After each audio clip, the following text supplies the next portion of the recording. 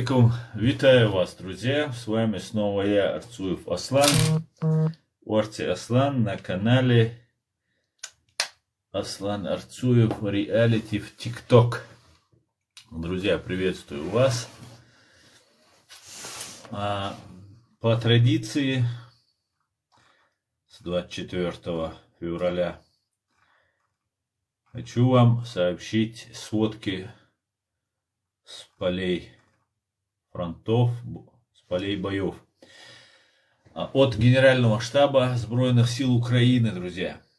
С 24 февраля по 27 июля потери русских фашистов в Украине составили уже 40 тысяч 70 человек. За сутки 200 голов уничтожено. Танков 1 за сутки, всего 1738. Боевых бронированных машин 3971, 12 за последние сутки.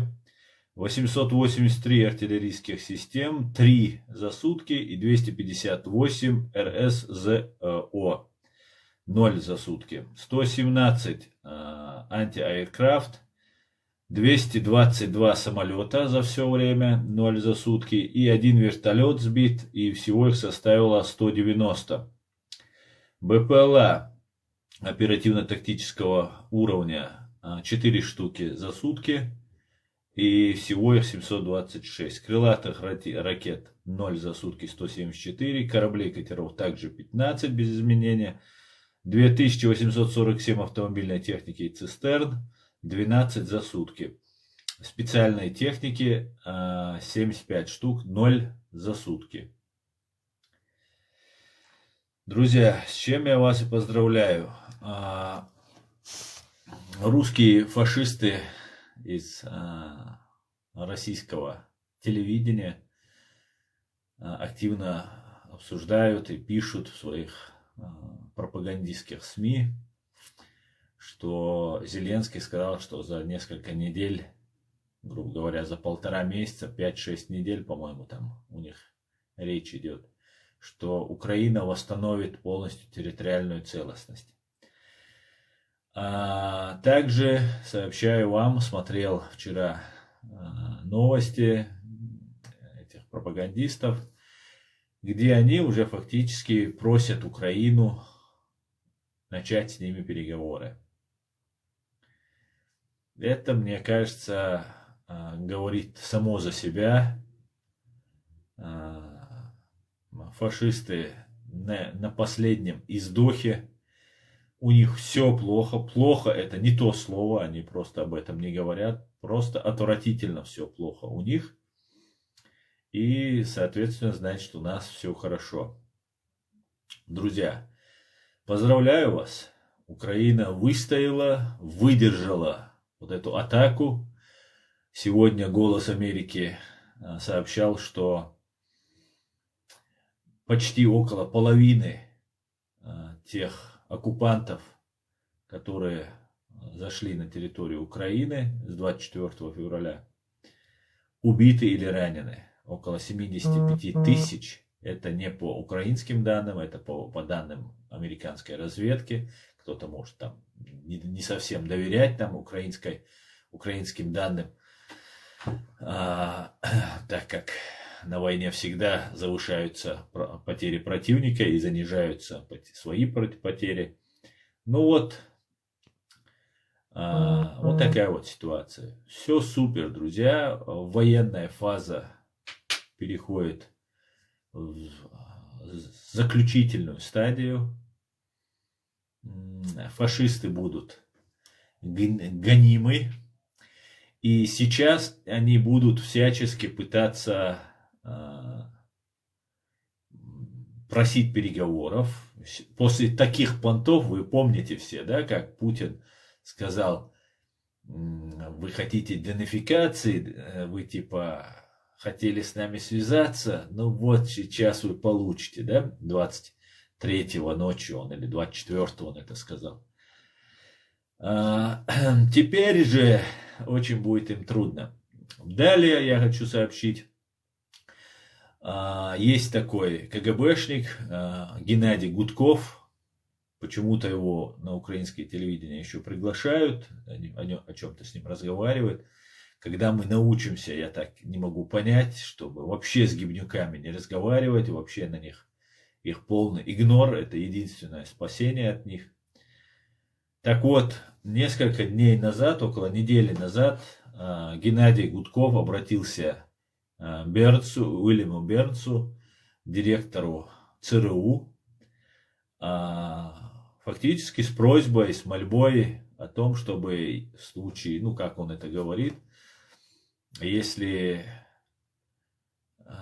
будет такой дворцовый переворот и Путин будет свергнут Патрушевым, то хотя бы на время, он говорит, как, по-моему, про Гиммлера он вспоминает, на время переходного периода власть будет у Патрушева. Конечно же, это уловка, это обман. Гибнюки, да, шило на мыло менять не имеет никакого смысла. Гибнюки начали предлагать разные варианты решения вопроса. Он говорит, или это будет Патрушев, ну так как Патрушев, всем известно, это непроходная фигура, это фигура хуже Путина, ну или такая же, как Путин. Это тот человек, который взрывал дома в 99-м, своих русских взрывал, убивал для того, чтобы прийти к власти. И Гудков предлагал другие как еще. Он не называет фамилии, говорит, ну или кто-то другой еще. Так вот, друзья, видимо, ответа Гудков не получил от Бернса. И вчера, по-моему, в стриме с Фейкиным тоже, как поговаривали, Гибнюком, Геннадий Гудков фактически начал запугивать весь мир тем, что в случае, если произойдет развал России, то произойдет война всех против всех. Это то же самое они говорили, когда Чеченская республика выиграла в Первой русско-чеченской войне. Они говорили, ну, до того, как она выиграла, до того, как мы выиграли, русские фашисты говорили, что мы завоевываем Чечню, геноцид устраиваем, убиваем чеченцев для того, чтобы чеченцы, для того, чтобы другие народы, республики не захотели выходить из состава России. После Первой русско-чеченской войны ни один народ, ни одна республика не заявила о том, что она хочет выйти из состава Российской Федерации. Кроме двух населенных пунктов, двух деревень где-то в горах Дагестана Российской Федерации, которые объявили о установлении шариата. Шариат эти деятели установили под чутким контролем генерала КГБ ФСБ Степашина, тогда это был министр внутренних дел. И чем все это закончилось, мы знаем. Это была такая замануха для чеченцев, для того, чтобы окружить этих дагестанцев. Конечно, там люди искренне верили, что они будут жить там не по российским законам, а по своим, как они считают нужным. Но руководство и главари, конечно же, были большими провокаторами. Это назывался как-то Союз Кавказских народов, что ли, я не помню, как это называлось. Это их организация, которая договорилась с Басаевым друг другу оказывать помощь. Типа, если у них проблемы, чеченцы приходят на помощь. Если у чеченцев проблемы, то дагестанцы приходят на помощь. Ну, так как это была фейковая организация, она, как после вот этой провокации, перестала существовать, и больше о ней никто не слышал. Ни об этих людях, ну, за редким исключением, которые реально верили и были в этой организации. Поэтому никто не уходил из состава Российской Федерации. И сейчас нас уже запугивают, что будет война против всех, война всех против всех. Скорее всего, она будет, если мы оставим банду ФСБ и банду ГРУ не наказанными, не осужденными, не обозначенными их как террористические преступные организации. В противном случае, если мы будем бить не в хвост, а в голову, в гриву, то никаких войн ни у одного народа, проживающего на территории России, друг с другом воевать оснований нет.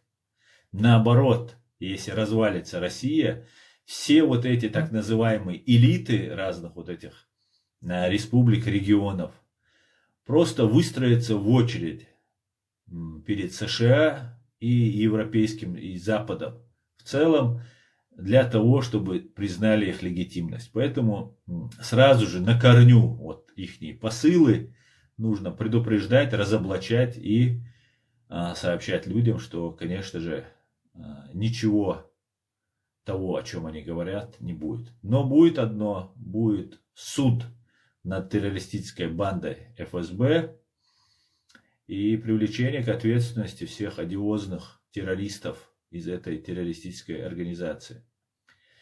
Друзья, подписывайтесь на мой канал, распространяйте стрим, ссылку на наш стрим, ставьте лайки и пишите ваши комментарии. Так, давайте перейдем к вашим комментариям. Правда, что Осетия не относится к Грузии? Один мне доказывал, что они отдельные исторически. Ну да, Осетия, Южная Осетия – это часть Грузии. Ну, вообще, осетины – это пришлый народ. Это ираноязычные племена, которые поселились очень давно на Кавказе. Всегда верой и правдой служили русскому царю. И как таковыми кавказцами по происхождению не являются. Это больше персы. Но это не имеет значения. Это наш народ, кавказский народ, уже кавказский народ, который много веков уже живет у нас на Кавказе. Единственное, у нас претензии к ним и к армянам, то, что они всегда были на стороне русских террористов, помогали нас уничтожать.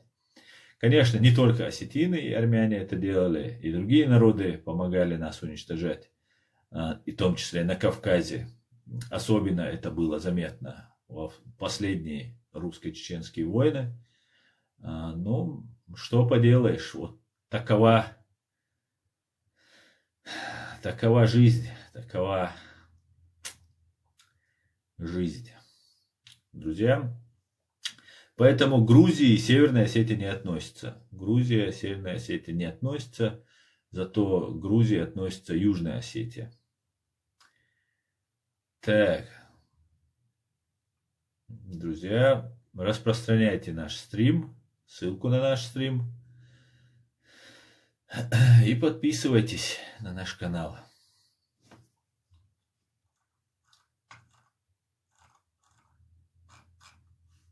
Сейчас я вам еще новость сообщу интересную.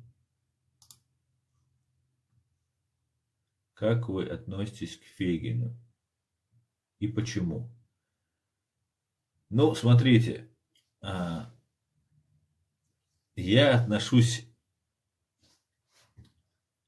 ко всем россиянам, ко всем, без исключения, русские они или другие народы, как к россиянам, потому что я вынужден так относиться, потому что у нас идет война. В 1999 году они вероломно, взорвав своих же граждан, напали на нас. Поэтому и у нас объявлено военное положение нашим президентом Масхадовым, и с тех пор оно не отменялось. Соответственно, так и отношусь ко всем россиянам. Ну, конечно же, среди русских и россиян, и не только русских, у меня есть много друзей, знакомых, к которым я отношусь уважительно и с доверием. К Фейгину я не отношусь с доверием. Если я неоднократно это говорил, когда я работал раньше, в прошлой моей жизни, адвокатом в Москве, то у нас, я слышал информацию, что Фейкин является гибнявым, работает на государство. С тех пор я его не видел, я его один раз где-то перед судом видел, и мне сказали, что этот человек работает на ФСБ. Мне так сказали. У нас не принято было говорить то, что не является достоверным. В адвокатской среде Москвы знали, что Фейкин работает на гибню. Сейчас же Фейкин живет непонятно где. Я полагаю, он живет в Москве, в России. Я думаю, он живет в Москве. Но нам рассказывают, что вот он как-то борется с режимом и так далее. И я считаю, что это не так. Поэтому я ему не доверяю. Аслан, салам алейкум. Не узнал, побрился. Ва алейкум ассалам. Да, на Ходорковского похож. Олег, вы решили меня, наверное, оскорбить этим. Ходорковский фашист и один из виновников геноцида чеченского народа. Он делал на этом деньги, поэтому я к нему тоже очень плохо отношусь. Но вы не первый, кто так говорит, Олег. Слава Украине. Героям слава, Хилу. Героям слава. Так, давайте я вам тогда расскажу что-нибудь интересное.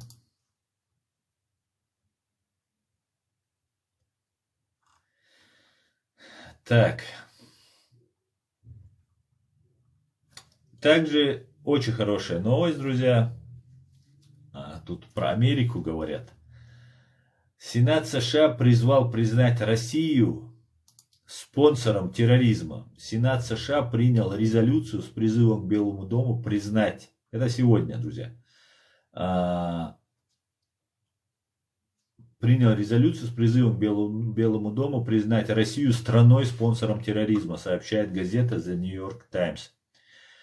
Россию следует признать спонсором терроризма из-за ее действий в Чечне, в Грузии, Сирии и Украине, приведшей к гибели бесчисленного количества невинных мужчин, детей и женщин, говорится в документе, единогласно одобренном вечером в среду. Единогласно, заметьте, весь Сенат единогласно одобрил эту резолюцию. Как сообщает издание, аналогичная резолюция внесена на рассмотрение Палаты представителей и ожидается, что ее поддержит спикер Палаты Нэнси Пелоси. Решение о внесении в список стран-спонсоров терроризма, в котором сейчас находятся Куба, КНДР, Иран и Сирия, принимает Госдепартамент США. То есть Госдепартамент, Блинкина мы все знаем, без сомнения, я думаю, Блинкин поддержит эту резолюцию и примет решение о внесении в список стран-террористов в фашистскую Россию, стран-спонсоров терроризма. Конечно же, я бы хотел, чтобы ее признали, и все вы, наверное, хотели бы, чтобы ее признали страной-террористом, но, увы и ах, нам достаточно, если хотя бы с Кореей, с Ираном, Сирией будет в одном ряду. Это не просто так слова, да, что вот объявили Россию спонсором терроризма. Это накладывает очень огромные ограничения. Никто не имеет права заниматься торговлей с этой страной. Но во всех смыслах это просто удушение России. Господи, благослови Америку. Это супер хорошая новость, друзья. И они будут каждый раз теперь такие. Да, будут потери, будет убийство, будет кровь. Потому что террористы будут защищаться, им хочется жить. как миллионам их жертвам, которых они убивали. Но их не будут убивать, их будут просто находить и сажать. Так, друзья, давайте я почитаю ваш комментарий. Так, ассаламу алейкум, говорит человек с каким-то котиком, что ли, или что у тебя там на аватарке. Америке же тоже нехорошо, как Россия, или нет? Или нет? Ахмад Псина к нам зашел. Сколько флагов? Много. Так, любители. Вот. Россия тоже призвала. Так. Да по барабану, что там ваша фашистская Россия сказала. Нету вашей России больше, друзья. Нету. Все, закончилась ваша Россия. Понимаете? Так, подождите.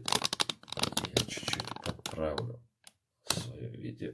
У меня вот штука не очень хорошо держит. Так. Зачем ему флаг России вешать, когда она призвала Эритрию, говорит Белиссимо, да? Правда, лучше не чеченцы были русистов, а ичкерийцы. Правда, лучше не чеченцы были русистов, а ичкерийцы. Не понял я. Америку вы откуда? Я с Германии. Всем привет, слава Ичкерии, слава Украине. Героям слава, Владимир. Дуже дякую, вітаю вас. Слава Україні, героям слава. Иен, ассаламу алейкум, ва алейкум ассалам, Казахстан.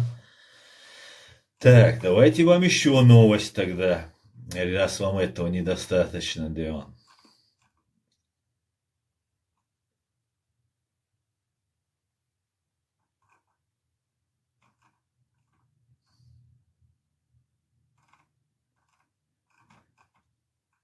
Кстати говоря, не только Гудков начал запугивать. Есть такой Несмеян Анатолий.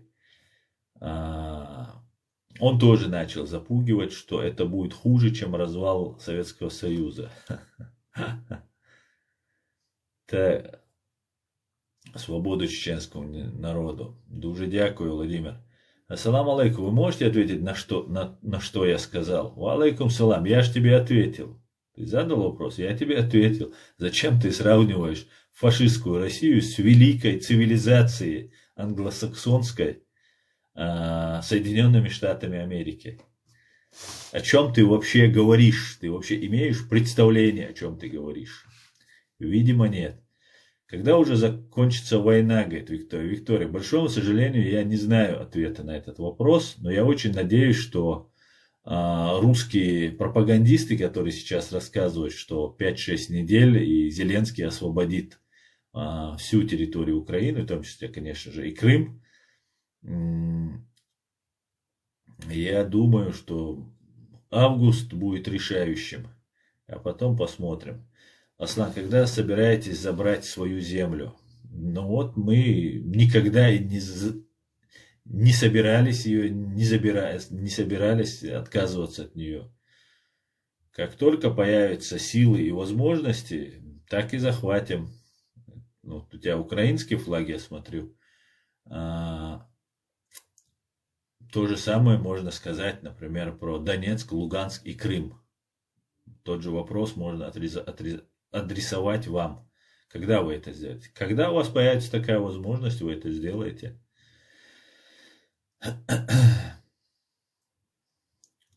Так.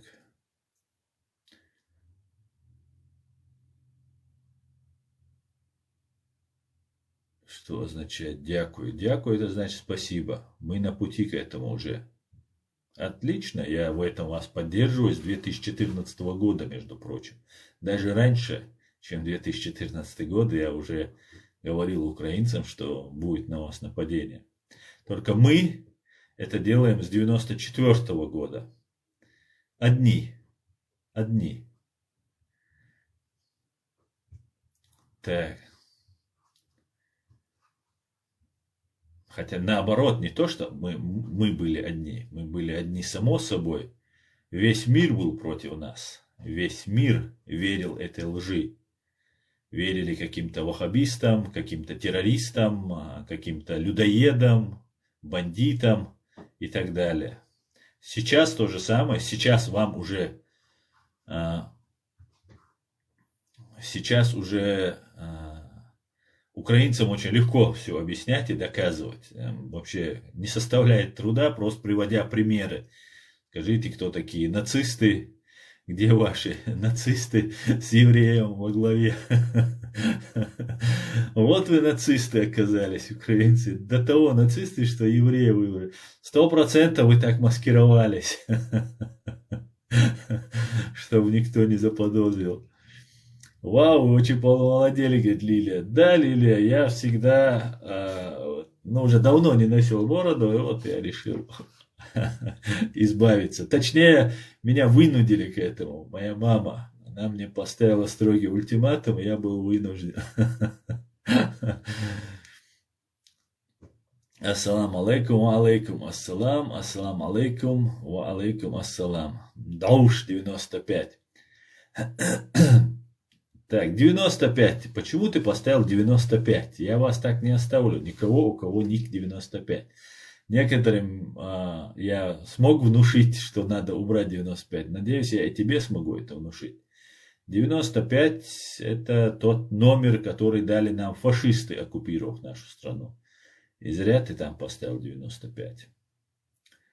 А сколько вам лет, говорит Неля? Мне 45 исполнилось 6 дней назад.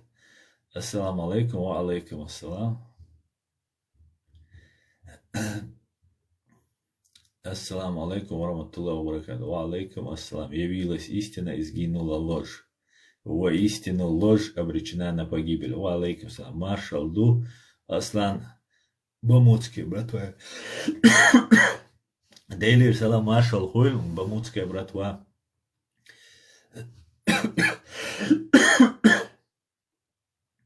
Ва алейкум ассалам ва рахматуллах. Так, ты в Америке, говорит Вольф Арен? Нет, я в Германии. Все, выходу замуж. Неля, поздравляю вас, поздравляю. Надеюсь, это хороший выбор. А вот почему 95-й регион у вас, говорит. Ассаламу алейкум, Адам, мой сын, ваш тезка. Гутен Абенд. Гутен Абенд, Леон, Гутен Абенд. Понятно, говорит Вольф.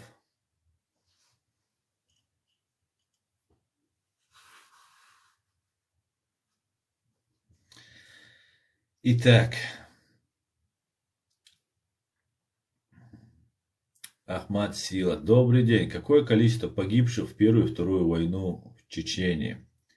Дапкунайтес Розен. Добрый день, Дапкунайтес. Погибших в русско-чеченских войнах составляет 300 тысяч граждан Чеченской Республики Ичкерия, среди которых 42 тысячи детей. От миллиона нашего народа. От 1 миллиона. То есть 30%. Это был страшный геноцид, который русские фашисты учинили у нас. Огромное количество инвалидов, коллег. 26 тысяч было незаконно осуждено. Ну и имя и репутация, которую нам загадили фашисты, тоже как бы не поддается оценке. На это нужно время, чтобы мы восстановили свое доброе имя. Русских террористов за 2 войны нашими бойцами было уничтожено от 85 до 220 тысяч. Это разные оценки приводят наша сторона. Русские признали около 75 тысяч. Это они официально заявляют там еще меньше, конечно, там намного меньше, но русские там, у меня есть даже ролик на моем канале, в YouTube канале, где они признают 75 тысяч своих убитых. Но если брать от 85 до 220 тысяч, то посередине это где-то 150. И я вот приблизительно считаю, что вот эта цифра может близка к реальной.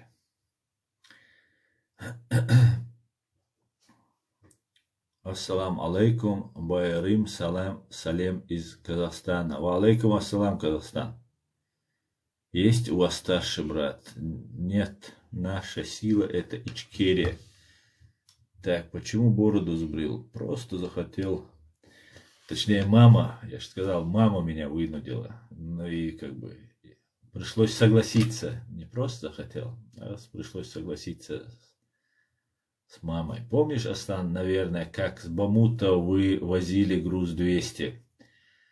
Помню, я помню, ну, не знаю, о каком конкретно ты грузе говоришь, их много вывозили, но я помню, как мы стояли далеко и видели штурм русских, как они штурмовали, как их наши били, и они оттуда бежали. Мы смотрели в бинокль, большого расстояния, правда, я это помню. Все претензии к Ельцину и Клинтону, говорит Сергей. Нет, дорогой Сергей, не совсем так. Все претензии к вашей банде ФСБ и русскому империализму.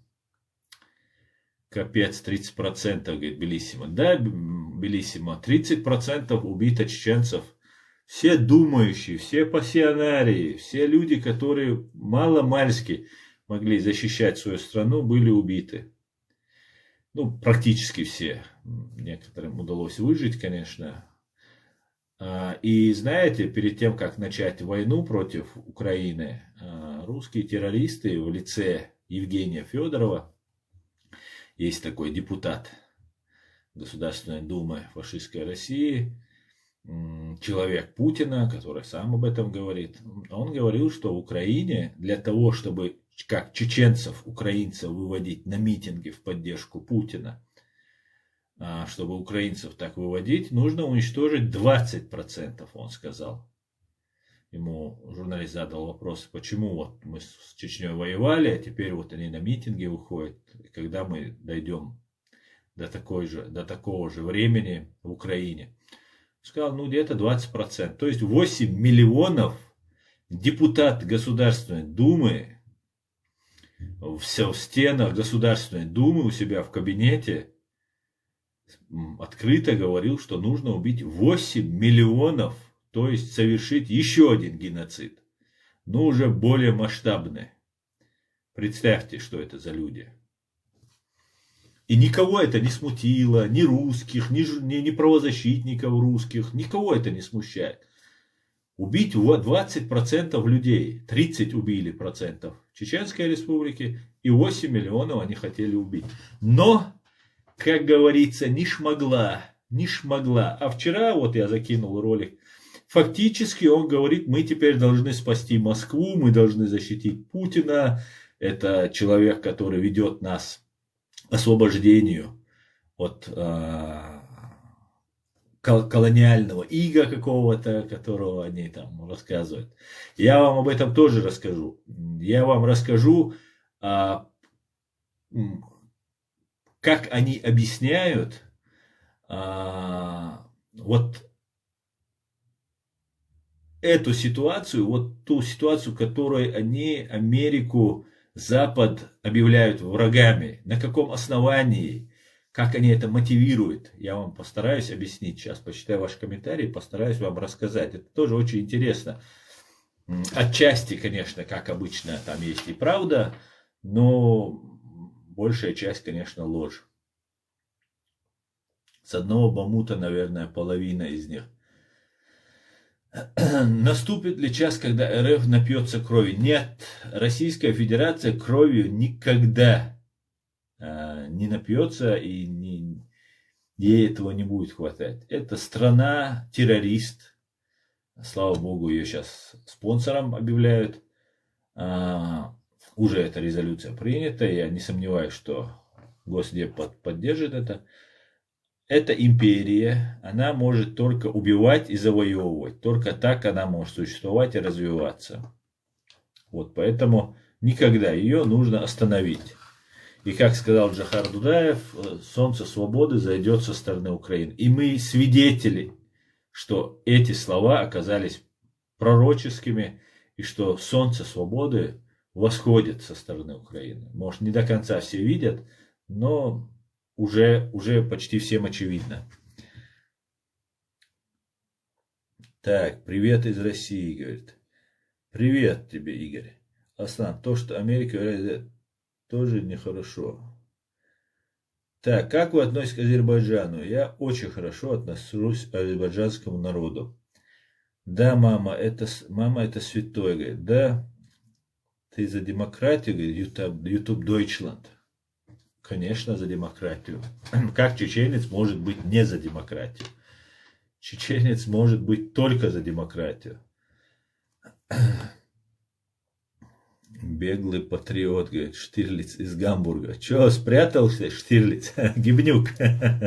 Спрятался? Так, еще один Ахмад Псина зашел. Так, Ахмад Псина. Здравствуйте, вы кто? А вы кто? Так. Дядька, ты крутой, говорит Алекс Бит. Это еще ничего, Алекс Бит. Ты мои другие видео не видел. Ходорковский? Нет, не Ходорковский. Так. Так. Мансурчик. Буашвацо, хитс, айбо, коч, дацевела. Не стыдно такой флаг вешать на кепке? Это флаг убийц многих стран, говорит. Алина, Алинушка и так далее. Это самая великая страна, Аленушка, Аленушка. О чем стрим? О победе над русским фашизмом и империализмом. Поэтому ты на Америку молишься. Нет, я не молюсь на нее, но я ее очень уважаю. Так, друзья, я перемотаю ваши комментарии, потому что очень много уже. Приветствую из Донецка. Витаю, Донецк. Привет из ЛА. Гарик. Привет. Лос-Анджелес. Почему подлого, говоришь на русском языке, уже вы под Америка, да? Сухробжан Субонкулов. Сухробжан, ты таджик, наверное, да? Бедный, бедный, подхолопный. Дудаев президент Ичкерии, сила, Хиросима, вот так. Смущает, но деваться некуда. Вот возьми и прими к себе, живешь в России, и мог бы ты говорить, как сейчас. А к русским как относитесь, к простым? Очень хорошо отношусь к тем, кто не поддерживает империалистические аппетиты в России. У меня есть, кстати, клоунавирус. Клоунавирус. Вы можете мое последнее видео вот на этом моем канале в ТикТок, как раз я разъясняю про русских. Посмотрите. Привет из Украины. Привет, Украина. Не плюй в колодец, придется напиться. Ну, я не считаю Россию колодцем. Если только с дерьмом колодец. Оттуда мы не пьем.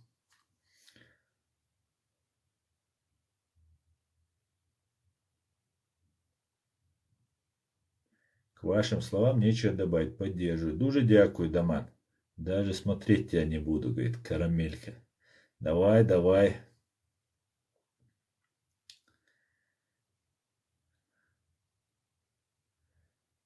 Так, будем разговор вести, или ты балаболить будешь, говорит Русланчик.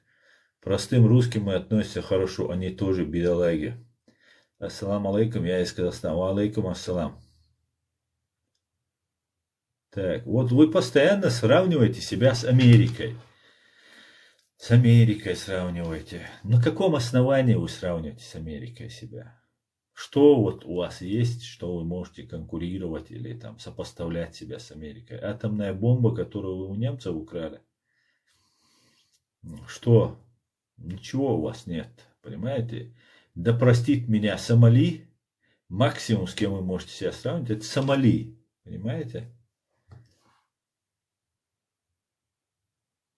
Скоро ты переобуешься. Чеченцы не переобуваются, не переобуваются. Чемокзал, вокзал. Салам, привет с Ростова, слава Украине. Героям слава. Роман, привет. Привет. Салам, салам. Антимунафикун. Аслан, ты ФСБшник? Если бы я был бы ФСБшником, я бы, как ты, сделал бы антимунафикун, там, с арабским ником, и дурил бы людям мозги и сидел бы анонимно. Конечно, я не ФСБшник.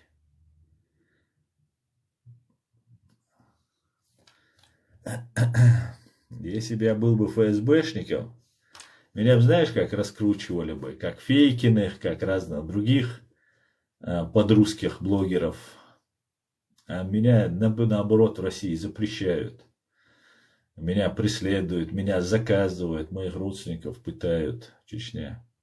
А ты спрятался и чужую ложь или повторяешь, или сам являешься ФСБшником или их агентом, что вот сидишь и разносишь эту ложь.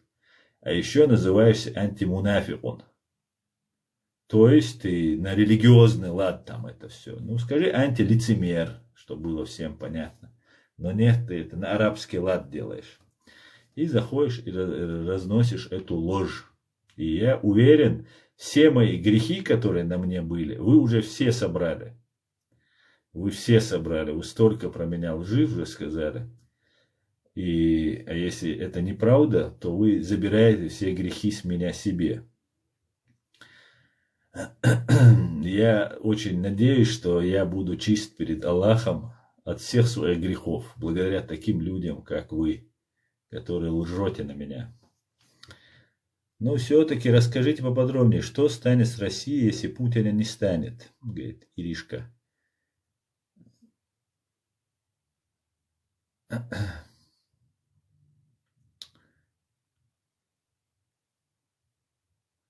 Кто ты, воин? Орти, Асланы. Уваты подгорает. Да, юзер, подгорает не то слово. Привет, я с Германии, но я за Россию. Ну, в смысле ты за Россию? Ты за то, чтобы убивать женщин, детей и стариков в Украине? Тогда ты ублюдок. Я тебя поздравляю. Так, вы американец? Нет, я чеченец. Брат, зачем американский флаг повесил? Потому что я горжусь и уважаю эту страну. Вы тейповский или так просто, говорит Муратик. Так, русский сила, Аллаху Акбар, говорит Николай Нищеретов. От чего тебе нужно верить? Проходи мимо, кто тебе говорит, что ты должен мне верить. Скажите, пожалуйста, ближайшее будущее Ичкерии. Ближайшее будущее Ичкерии — это освобождение от русской оккупации, демократическое, правовое, национальное чеченское государство. Вот, ближайшее будущее. И мы это увидим в ближайшее время. Привет из Литвы. Витаю вас, Литва. Приветствую вас. Флаг, наверное, вы видите, да, литовский? Как вас зовут? Меня зовут Аслан. Здравствуйте. Примите, пожалуйста, я хочу кое-что спросить. Нет, извините, не сейчас. Так, ассаламу алейкум, ассалам. Слава Ичкерии, слава Украине, слава свободному народу. Свободному народу. Героям слава, слава Украине. Героям слава, Дана. Ассаламу алейкум, алейкум ассалам. Брат, я тебя уважаю, говорит Низи. Дуже дякую, Низи. Как относится к Рамзану? Как к предателю. РФ убийца детей и стариков. Совершенно верно. Привет из Франции. Привет.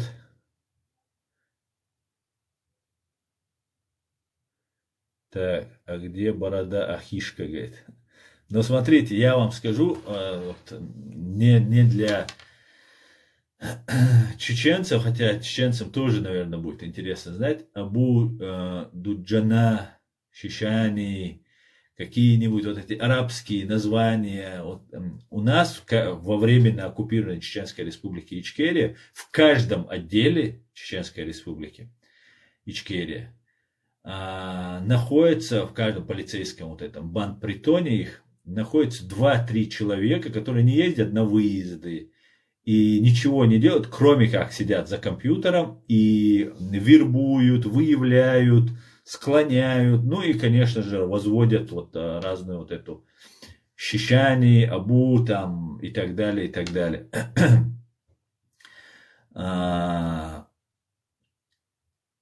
И многие, которые вот с такими никами, чаще всего это бывают мои хейтеры, это являются люди, которые или полезные идиоты, или сотрудники вот этих разных полицейских банд-притонов. Поэтому не всегда, когда вы видите, или кто-то говорит по-чеченски, или там вот какие-то арабские ники, они могут восхвалять Адольфа, это очернение мусульман, таким образом Гитлера имеется в виду, они восхваляют. Они поддерживают Саддама Хусейна, но Саддам Хусейн это больше даже не ФСБ, а ГРУ, это военные любят Саддама Хусейна, видимо Саддам Хусейн был их агентом. Правда, что они его оставили один на один. Потом, кстати говоря, вот этот ИГИЛ, партия Баас, да, все помнят иракскую партию Баас, вот это были главарями этой террористической банды ИГИЛ были функционеры вот этой партии Баас. Они обучались в России, подготавливались и потом финансировались, поддерживались и так далее, и так далее. Чтобы вы знали. Вот сейчас заходят разные вот эти чуваки и поддерживают Ахмада Кадырова, там пишут разные вещи. Поэтому знаете. Так, Астан Тейпан Мило. Сон Мазархоу, сон Нашхоусуа, Муцар Юртер. Хай Хой Мазархоа Бош. Масит Юртер. Приятно слушать вас, Аслан, говорит Евген. Дуже дякую, Евген. Так, что ты можешь путнее сказать? Так. О, нацист, говорит. Саша пропаганда. Так. Привет, Тбилиси, Саакартвело. Гамарджоба Генацуале, Тбилиси, приветствую. Вот такие, как Аслан, настоящие чеченцы, говорит Панаев. И нас 95% Панаев. Шелемас Диебошик. Шанель, почему ты всегда в ТикТоке и не любишь то, что я говорю, и ко мне заходишь? С какой целью? Слава фашистской России, говорит. Слава Великой Ичкерии. Героям слава. Здорово, Грузии. Привет, Грузия. Слава воинам свободы. Так, ассаламу алейкум. Привет, Беларусь на связи. Живе Беларусь. Приветствую. Привет из Германии. Я против войны. Респект, Аслам. Привет, Германия. Спасибо за поддержку. Никакого названия нет. Меня зовут Абу Дуджана. А почему тогда ты пишешь Шишани? Почему ты на арабский лад пишешь Шишани? Ни Нохчи ты не пишешь, ни чеченец ты не пишешь. Так, и почему тебя волнует моя борода? Слава Украине, героям слава, салам алейкум, ассалам.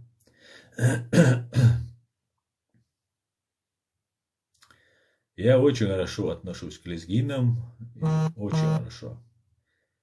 И спасибо тебе за поддержку, Ичкерия, брат.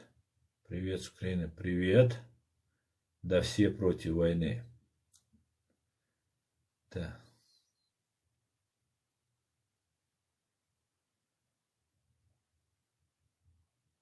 Так.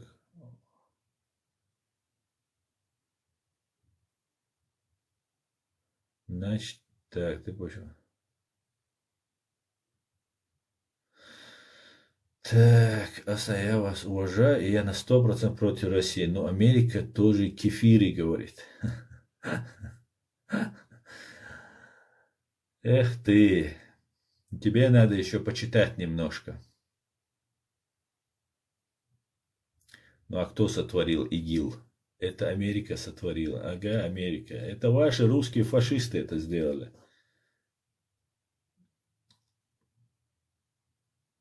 Тиктокер – это агент российских спецслужб. Я неоднократно разоблачал его. Неоднократно говорил об этом. Это лживый ублюдок. Что еще тебе сказать? Ладно, если не примите, скажите, пожалуйста, чем Украина помогала Чечне в Первую и Вторую войну? Артур Бро.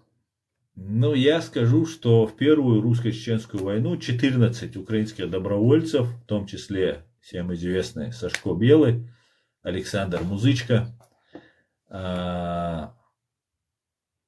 приезжали и сражались, и некоторые украинцы погибли. У нас есть улицы, названные в честь этих героев.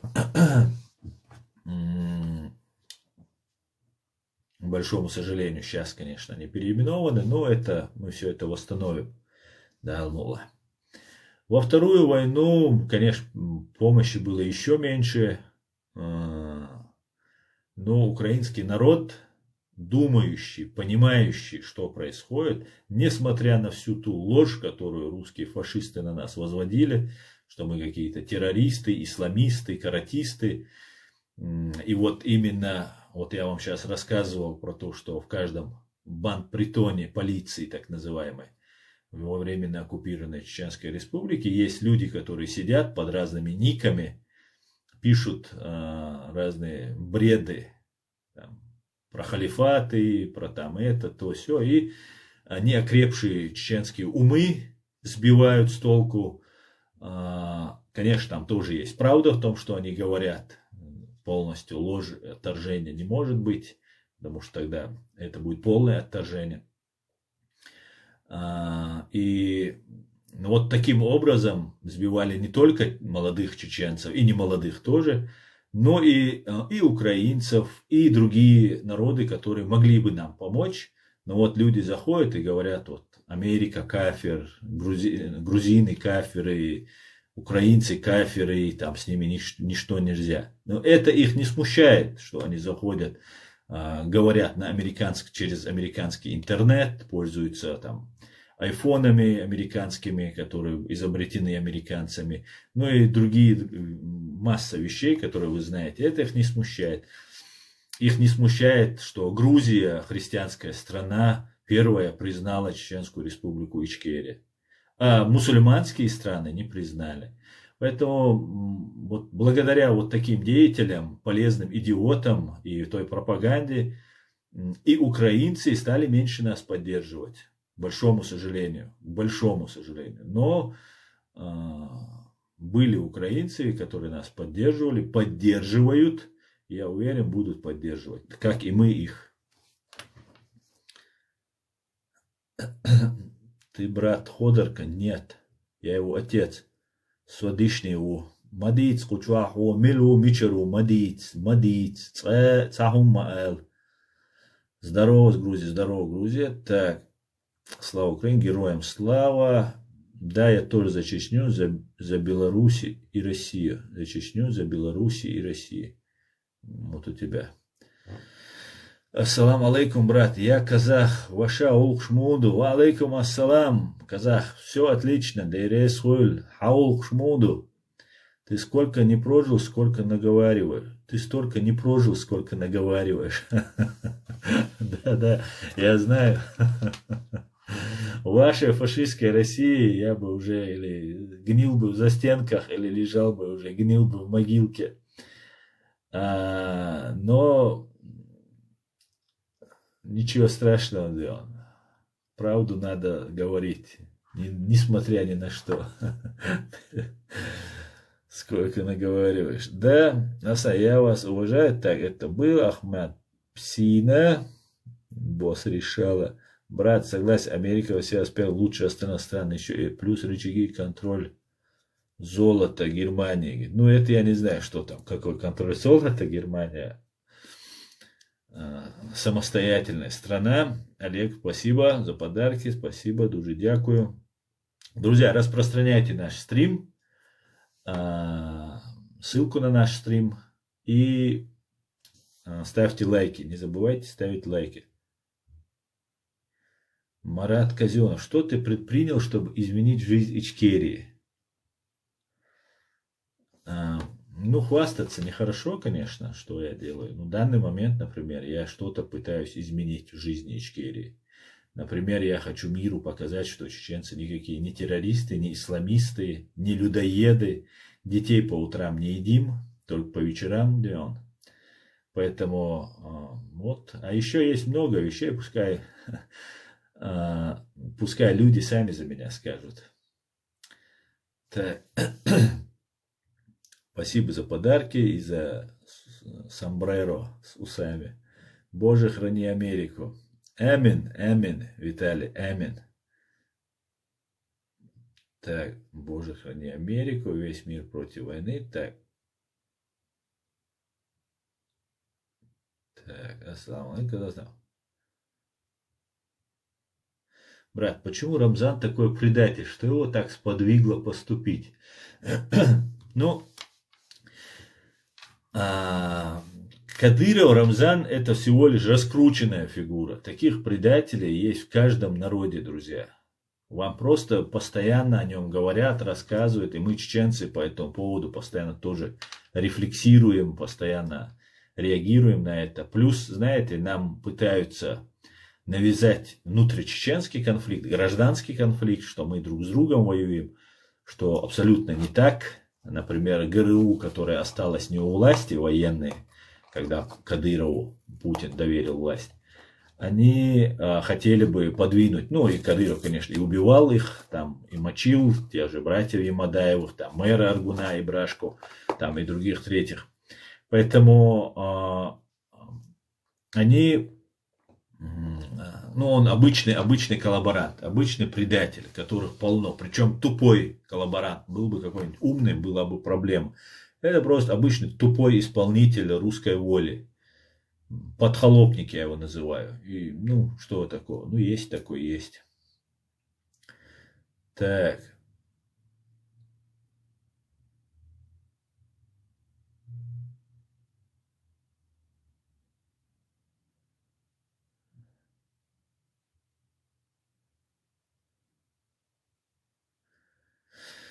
Да ты настоящий чеченец, брат. Дай Бог здоров'я. Слава Ичкері. Героям слава, Георгий. Дуже дякую. Привет с Украины. Я за мир.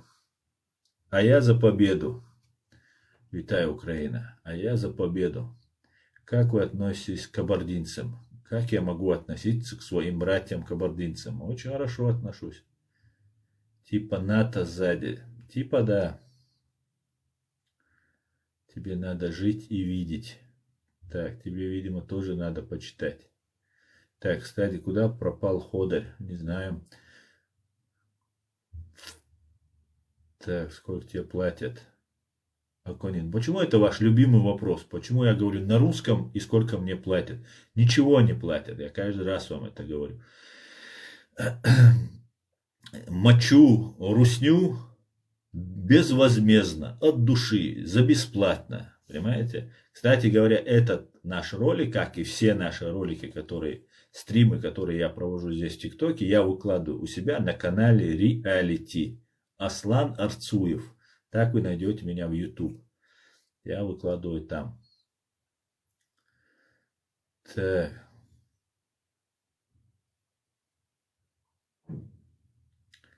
Откуда вы сами будете родом? И я из Ичкерии. Ассаламу алейкум, тезка. Я Аслан Арцуев. Говорит 75. Хороший. Ва алейкум ассалам. Тезка, я не думаю, что нужно говорить о себе здесь. Мой канал пасут. Я постоянно предупреждаю, не упоминайте ни своих имен, никаких данных, как вас можно идентифицировать. Особенно, если вы живете в фашистской России. Точнее, если вы живете в фашистской России или во времена оккупированной Чеченской Республики Ичкерия. В том числе и мой дядя погиб при обороне Грозного. Далде Алуэле.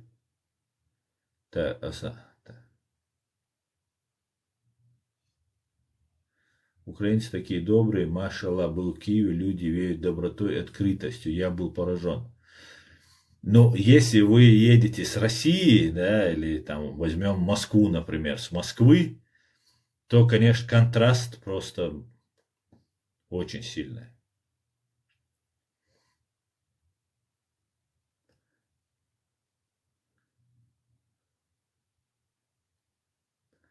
Очень хорошо отношусь к...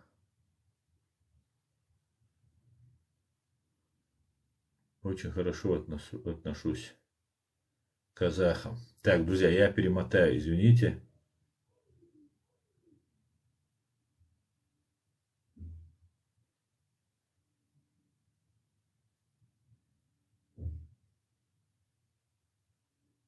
Так.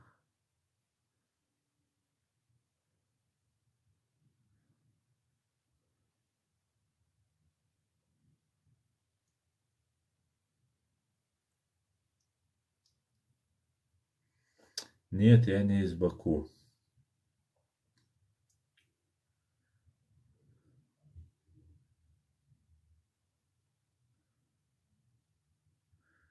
Бро, ты вообще не похож на чеченца. Ты мой вчерашний стрим не видел. Вам говорили, Асан, что вы внешне похожи на Ходорковского? Да, и за этот стрим уже третий или четвертый раз даже вы говорили. Так. Ассаламу алейкум, Ассаламу алейкум, ичкерик энтришк. Шевори ден на алталил вейн резу очень. Амин, амин, амин.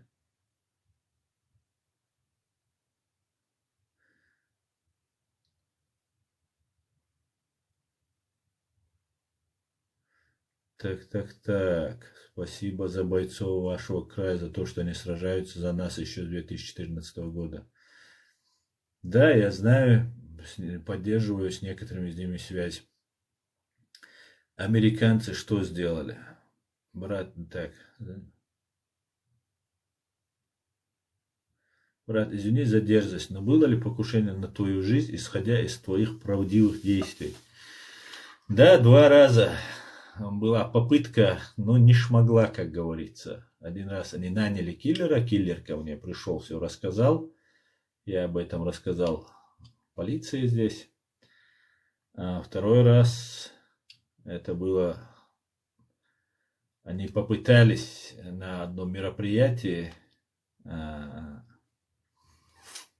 взять нас в кольцо. Ну, что-то пошло не так, не получилось. Тейпан Мило, сон нашхо, Абдулмалик, нашхо.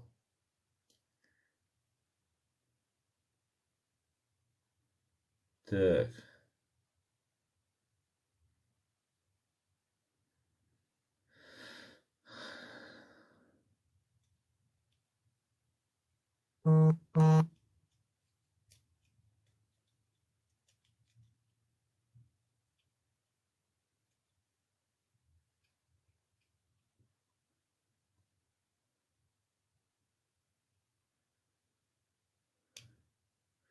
Как не похож бы он, нос, разрез глаз, брови и все остальное, все черты лица чеченские. Да, мне еще в России говорили, я типичный чеченец. Типичный просто говорили. Да.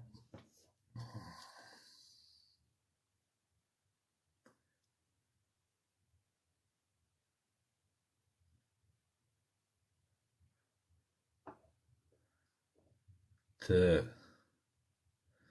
На Ходорковского дуже схоже. Ну, как русские говорят, Бог любит троицу. Ну, пожалуйста, попробуйте. Я готов к встрече с Аллахом. Это абсолютно меня не смущает. Я взрослый человек и прекрасно понимал, с кем я связываюсь. Именно поэтому я говорю всю правду, несмотря ни на что, без разных цензур и сокращений. И буду называть врагов врагами, что бы это ни стоило мне. Поэтому, пожалуйста, мои слова станут только более весомыми после моей смерти.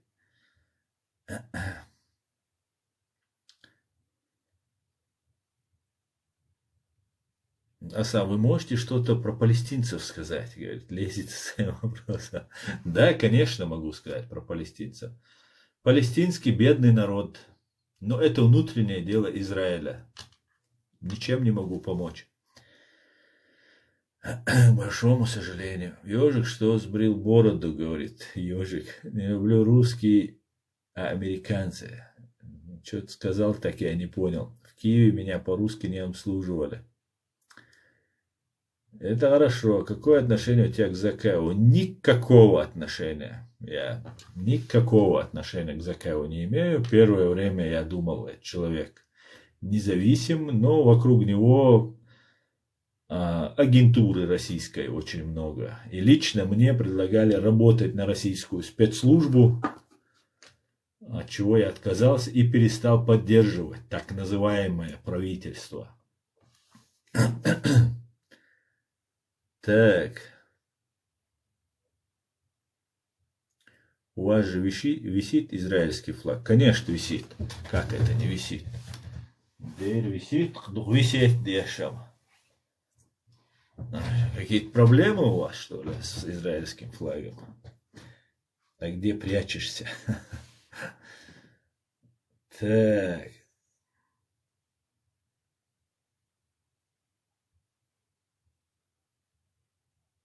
Дик Адал Бухастам. Вы суннит или шиит? Почему вы постоянно спрашиваете про религию, про я что здесь, религиозный деятель какой-то, или я рассказываю, или вообще моя религия, кого интересует вас? Не ваше дело, кто я, что я делаю.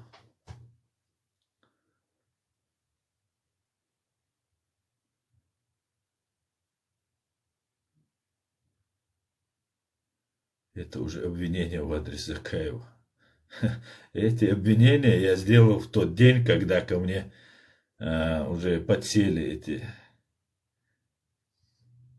подсел агент в машину. Привет, Асан. Тебе из Киева Василий Сидоров. Привет, витаю, Киев. Так, вот Цилона, которая...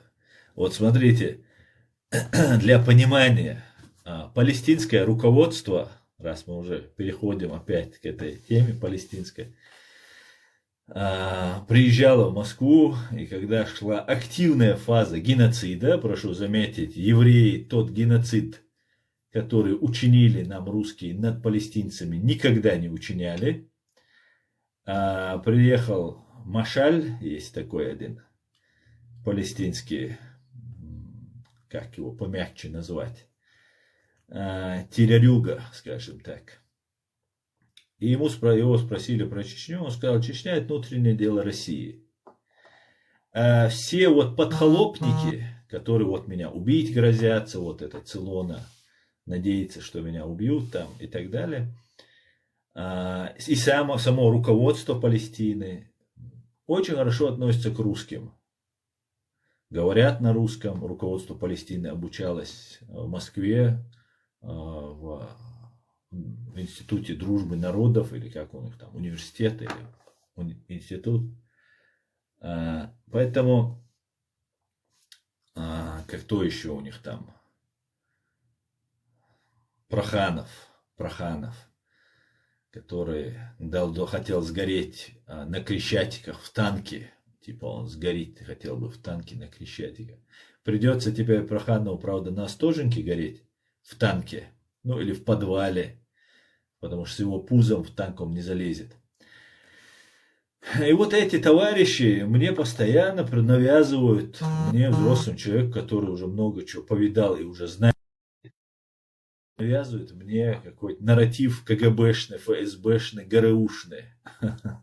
Друзья, я уже вышел из того возраста.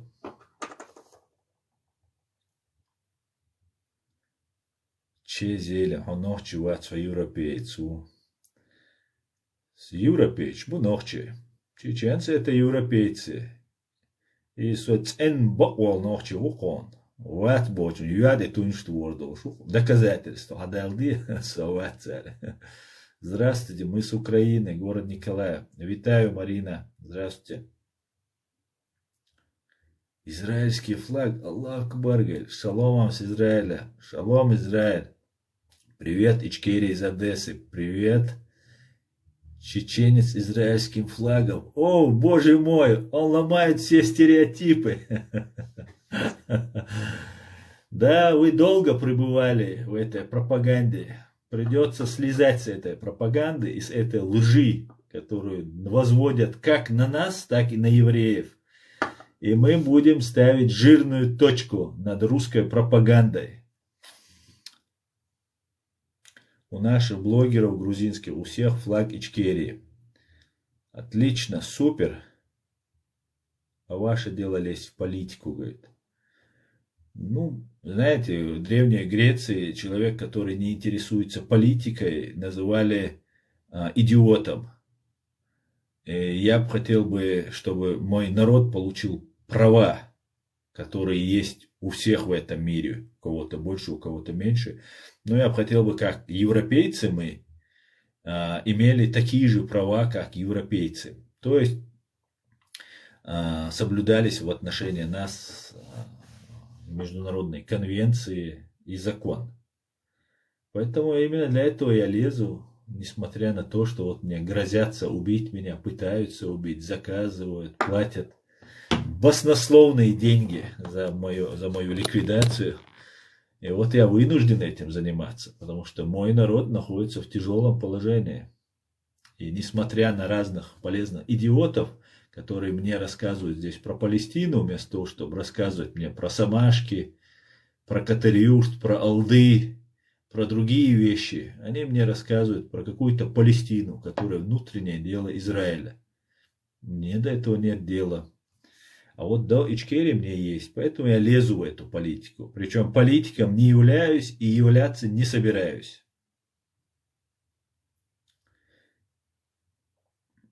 Так, дал Нису Юэлон. Уна Юэль дал Нису.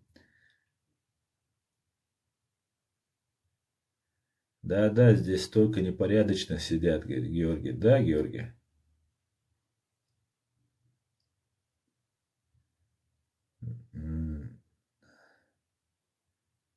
Так, dayol, kuş diyorsun. Детали кучур. Далойчен, комментарий сейчас пишу, поэдендать. Очень приятно послушать грамотного человека, говорит Панаев. Дуже дякую, Панаев. Спасибо.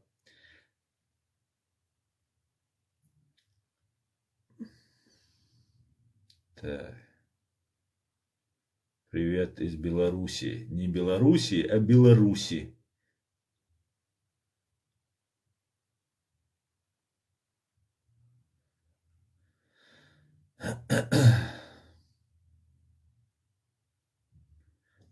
Брат, что будет после Путина? Все по воле Аллаха, но дай прогноз по-братски. Россия развалится, это мой прогноз. Я, конечно же, могу ошибаться, и по срокам я, конечно, не могу вам сказать. Все в руках нашего Создателя, как все будет разворачиваться. Россия развалится, Чеченская республика Ичкерия получит независимость. Я полагаю, что, вероятно, весь Кавказ получит свободу.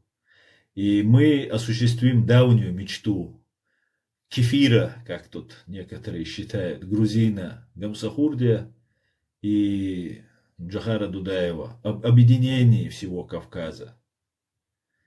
Кавказскую нацию, об этом писал профессор Абдурахман Автарханов. Вот как-то так я это вижу. Я думаю, Дальний Восток отсоединится. Ну, много, большие изменения грядут. Вообще идет переустройка мировой системы. И Путин ее запустил. 24 февраля Путин ее запустил. Переустройство всего мира. И это может занять год, может занять 5 лет. Но я очень надеюсь, что в этом году или в следующем я поеду к себе домой.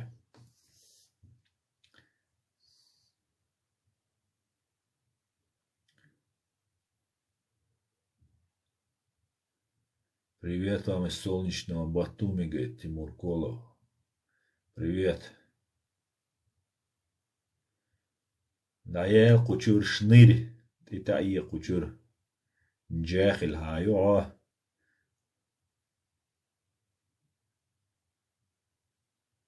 А немцы-кавказцы. Немцы, за вами флаг Литвы, конечно. Конечно. Конечно. За смелую позицию Литвы многие десятилетия в поддержку чеченского народа, за смелую позицию сегодняшнюю, то, что сделала Литвы, моя стена почета удостоилась вот этого флага в том числе. Привет из Израиля. Шалом, Израиль. Ви супер молодцы. Дуже дякую.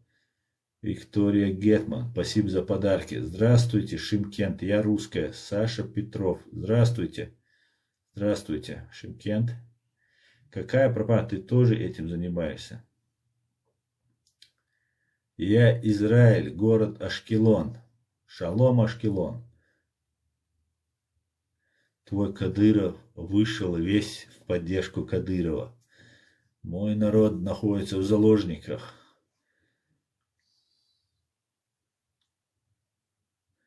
Дай же, Боже, вам перемоги в вашей справе, правда свята. Да? Учитесь дипломатии, если хотите для своего народа добиться прав. Я дипломатичен более чем. Просто к фашистам и к террористам я нетерпим. Извините. Остальными со всеми я очень-очень даже более, чем следовало бы, бываю иногда дипломатичным.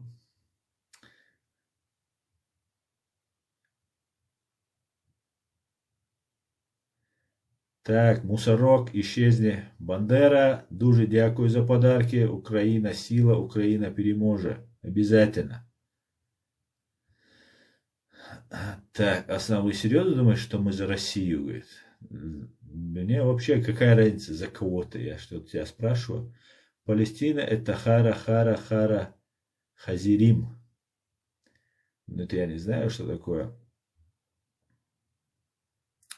Игорь Анна Дройсен. Береги себя, ты должен дальше правду вещать. Я этим вопросом занимаюсь, Игорь, не волнуйся. Игорь Анна, не волнуйся. Люблю братья украинцев, но Зеленский президент не серьезно. Нужен такой президент, как Эрдоган, брат.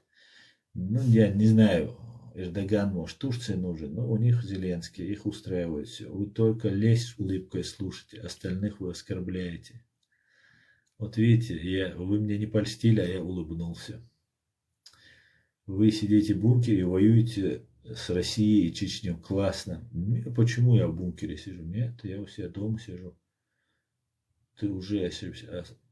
Аллах Акбар, украинцев Аллах не оставит. Чтобы вы знали, Зеленский лучший президент Украины со всех, кто был.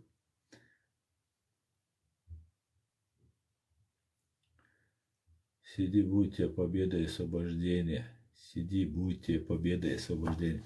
Вот Че Зелем выявился. Выявился. Бедных. Че Зелем не хочет свободы. Че Зелем хочет оставаться под холопами. Так, ты молодец. Смелый человек, уважаю. Дуже дякую.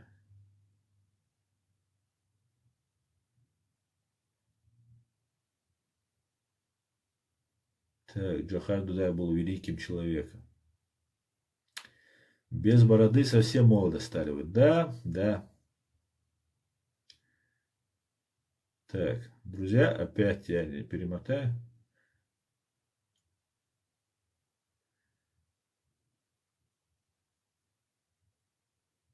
Вы за Ичкерию, конечно. Ассаламу алейкум, Нохчи. А что будет с Рамзаном Дондоном?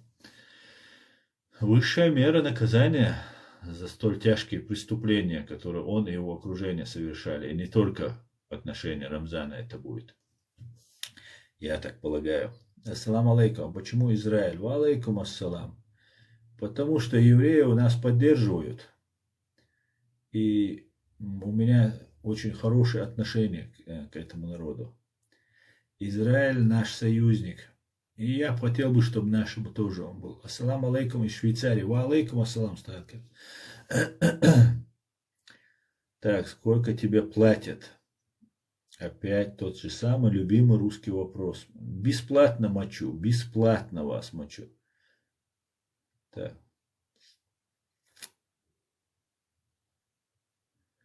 Так, как к Израилю относишься? Очень хорошо отношусь к Израилю. Кирилл Прокиш. Зеленский лучший президент, что был за 30 лет. Израиль не притесняет мусульман? Зачем флаг? Израиль не притесняет мусульман. Израиль борется за свое выживание. Если соседние арабские страны, которые, между прочим, двоюродные братья являются, арабы и евреи, против мусульман ничего не делают. Против террористов они делают. Ты настоящий еврей? Если да, расскажи свой псалом. Я чистокровный, если так можно выразиться, чеченец. Никогда никакой примеси, ни одной крови, ничьей в моем роду ни у кого нет. Я этим не горжусь, я просто констатирую факт. Так, Израиль наш союзник, Ичкери. Дай Бог, дай Бог.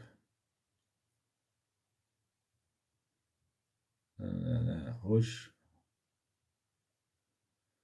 Вот все правильно. Хочешь подхолопником быть? Чемодан, вокзал, Россия.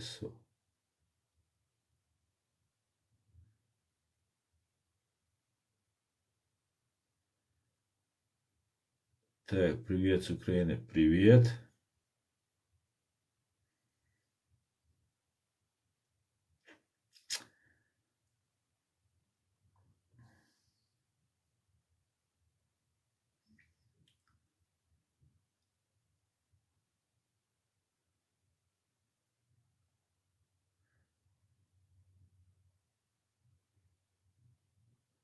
Так, так, так. Я смотрю, подгорает у вас, да? Не любите Израиль? Чё, подхолопники?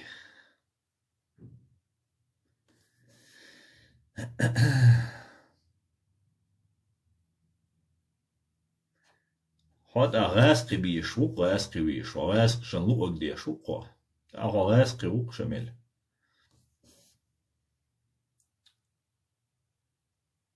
Так.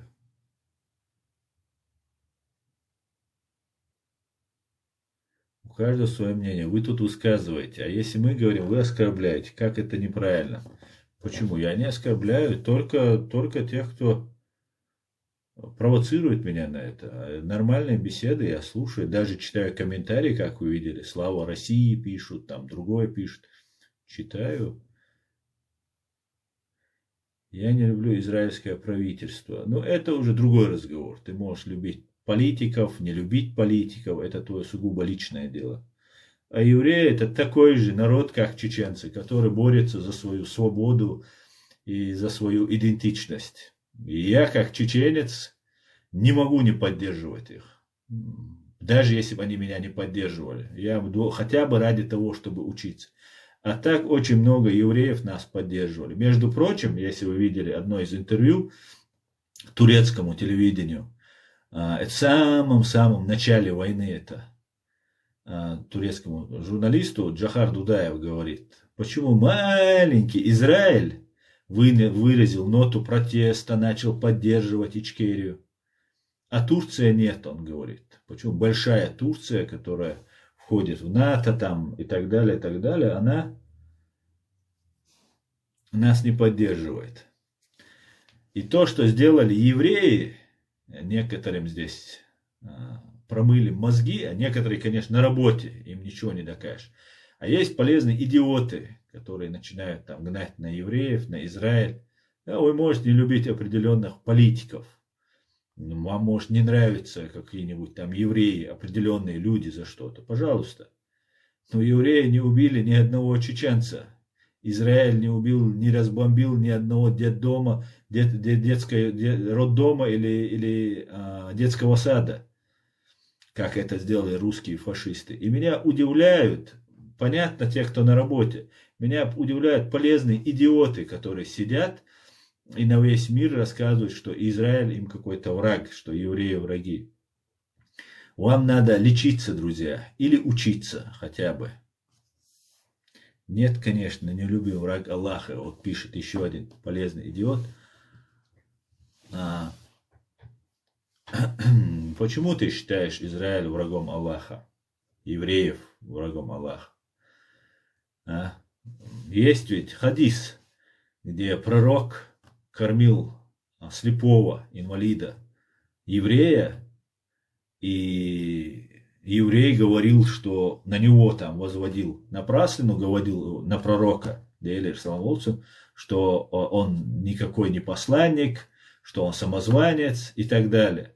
Но несмотря на это, посланник, мир ему, носил ему еду и кормил его. Он считал его врагом, он убил его, хотя это была его территория, и он мог это сделать легко, безнаказанно, скажем так. Нет. И после его смерти этот слепой старик сказал, где тот, кто мне приносит еду, почему его нет. А он все это время не говорил ему, что он посланник. И ему сказали, это был посланник Мухаммад, мир ему. И он умер, его нет больше. И это говорит о том, что после даже смерти, при жизни его не трогали, не только не трогали, кормили, потому что человек был старый, больной, инвалид, слепой он был. Как вы можете после этого что-то возмущать и называть себя мусульманами, обвиняя весь народ, всю нацию? Причем эта нация нам помогала. Да, там есть плохие люди. А вы хотите сказать, среди чеченцев нет плохих людей? Тогда вам нужно посмотреть ЧГТРК Грозное и посмотреть на все эти рожи, которые убивают чеченцев. Так вот, чеченцы убивали чеченцев, а евреи не убивали чеченцев. У вас причинно-следственная связь нарушена, друзья. И я буду вас поправлять, вылечивать. Хотя некоторым это, конечно, не поможет. Как говорится, Горбатова исправит только... Так. А их все жаба давит за Израиль. Знаете, раз мы уже затронули эту тему, я немножко еще хочу сказать.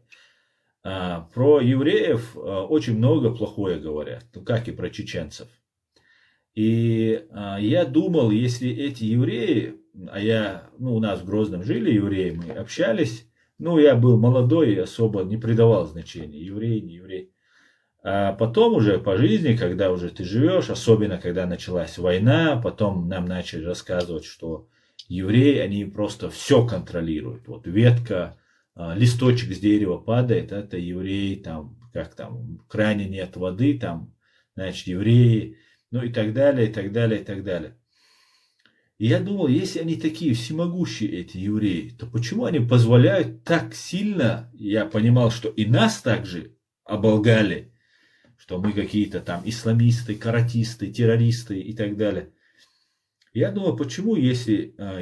про чеченцев ведь то же самое говорили. Чеченцы, вся там бизнес в России, в Москве контролируют чеченцы. Там это, там то. Самые сильные и всемогущие это чеченцы. Вот так это представлялось. И у меня возникали мысли в голове. Почему, если евреи такие сильные, почему столько лжи о них, столько напраслины, плохого о них, и они ничего с этим не делают? Почему нельзя сказать что-то про ФСБ, а про евреев, про Израиль можно? Потом я начал смотреть, какой конфликт, кто с кем связан. Это случилось после того, как я начал более подробно изучать этот вопрос. А подробно я начал изучать, когда подружился с одним евреем, московским евреем. Начал задавать вопросы ему, он мне прямо отвечал, никаких проблем. И потом я пришел к выводу, что все-таки оболгали этот бедный народ, который 2000 лет шел к становлению своего государства и поставил сопоставил. А кому, как не чеченцам, брать пример, учиться? Они берут у нас, мы берем у них. С каждого народа надо брать что-то хорошее, что-то полезное для тебя. А если тебя поддерживают эти евреи? А если этих евреев убивают за то, что они тебя поддерживают, твой народ, который переживает геноцид, то как к этому относиться? И огромная идет пропаганда среди чеченцев, особенно среди чеченцев. Рассказы гуляют, ролики раскидывают, что вот все зло, там исчадие ада, там все находится, там какую-то там мечеть хотят захватить, уничтожить, там, ну и многое-много. А потом, когда ты начинаешь копаться в этом всем, разбираться, там манипуляции на манипуляции, ложь на лжи, обман на обмане, все как к чеченцам. Я подумал, так, интересно, начал изучать, кто такие палестинцы, что это за народ такой. Да, бедный народ, как и все народы, которыми управляют хапуги, бандиты, террористы, фашисты в лице разных там аббасов, там машалей и всяких там насралы. Но это уже из другой оперы, но то же самое.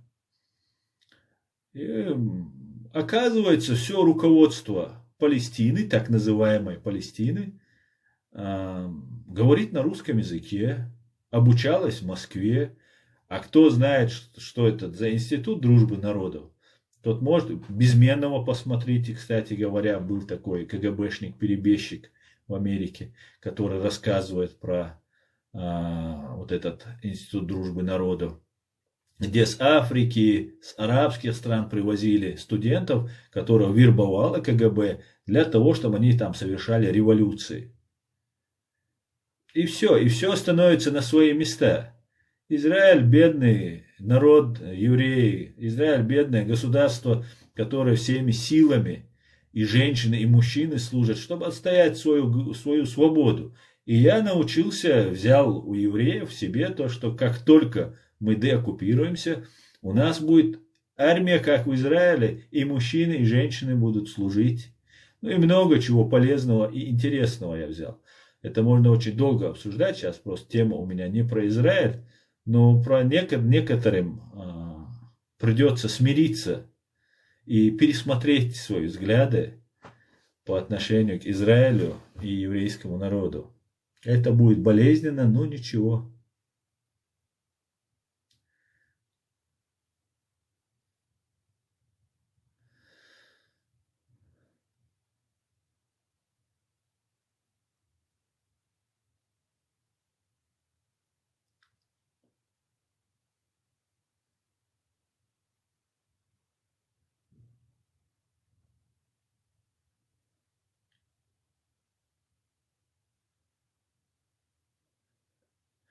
Асланбей, вы какие нации?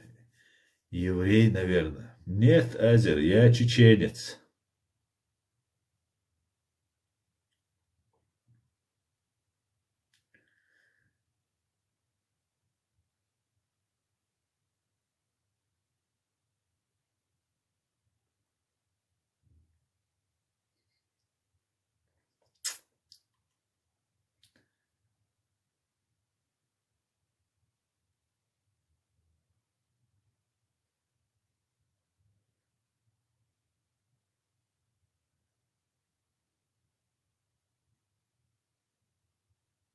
Вот, бред несет. Человек, который только что топил за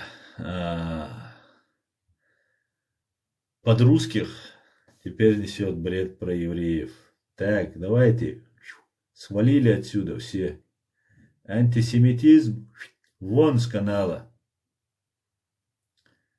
Так, религию нужно оставлять для ученых. Абсолютно с тобой согласен. Ибраим это Авраам, Израиль это Израиль. Абсолютно Моисей это Муса.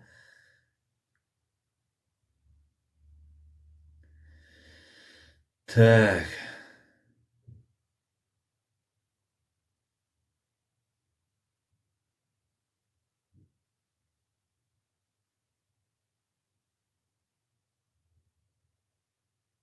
Так, вот вы тут бред пишете. Друзья, я сразу предупреждаю, еще раз точнее предупреждаю.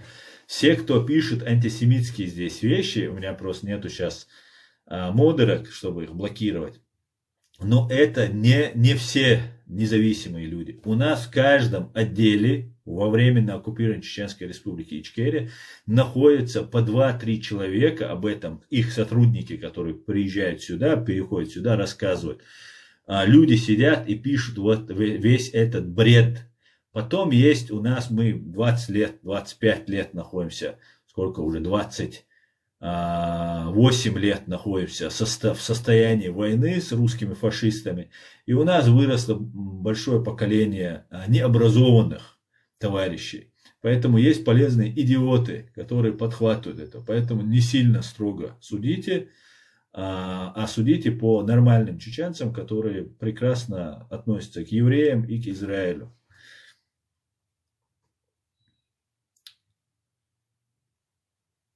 Ну, все, жалко, нету этих модеров моих тут. У меня всего один модер здесь, и его сегодня нет. Поэтому я перемотаю, друзья.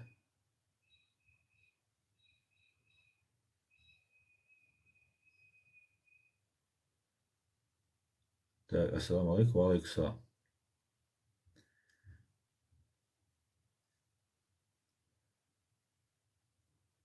Амин, амин. Какое мнение про талибов у вас? Что ты имеешь в виду?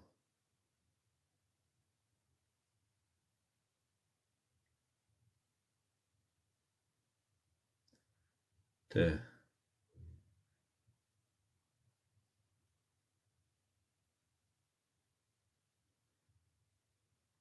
Вот смотрите, все, кто мне сейчас начал писать разный этот бред, вы мне так и не привели ни одного примера, почему мы должны ненавидеть Израиль и евреев. Вот никакого обоснования. Я вам хадис привел, я вам рассказал реальное положение сегодняшнее, что такое Палестина и ее руководство. Народ я не трогаю, народ бедный народ, я отношусь ко всем народам одинаково хорошо. Я не могу отказывать в праве евреям иметь свое государство. Я не могу отказывать курдам иметь свое государство, которое отказывают турки им в этом. Не знаю, почему у них так это долго и упорно длится, но они никак не могут договориться. Я чеченец, и я за то, чтобы мой народ получил свободу. И я не могу желать себе свободы, а другим ее не желать. Понимаете?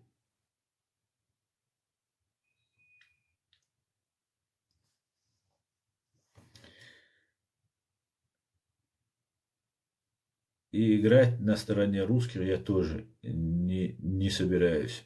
Ты из Катарюрта? Да, да. Так, слава богу, один уходит. Давай быстрее только.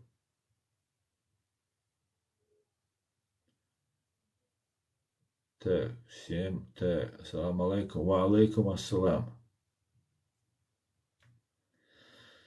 Так. Саудиты тоже хуситов бомбят. Да саудиты это вообще отдельная история. У Мазаргоуса.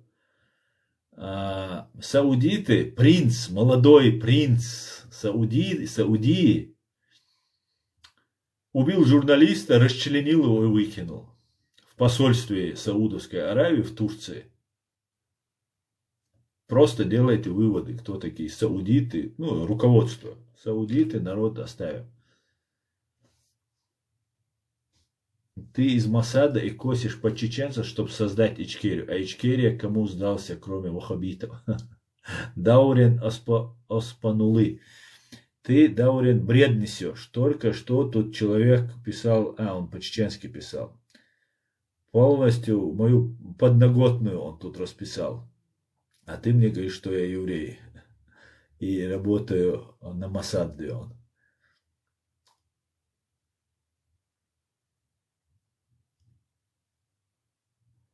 Так, Сагер Голубо, Мадиц Кучуаху, Милума Эл, Мичарума Эл. Свобода, всем правильно говорите, а русские единственные в мире, которые побоялись выйти за свою свободу, говорит Татьяна Ренье. Да, абсолютно так, русские уже смирились. И не только русские, к большому сожалению, но и многие другие товарищи смирились. Так, друзья, я уже порядочно говорю, плавно перевели тему на Израиль. Но на этом, я думаю, наш стрим я сегодняшний закончу. Респект тебе, всем свободы. Дуже дякую. Спасибо, что смотрите, спасибо, что поддерживаете. Все будет Ичкерия. Слава Украине. Господи, благослови Америку. Аллаху Акбар. Всего самого хорошего, друзья. Адикюр Маш Ойл.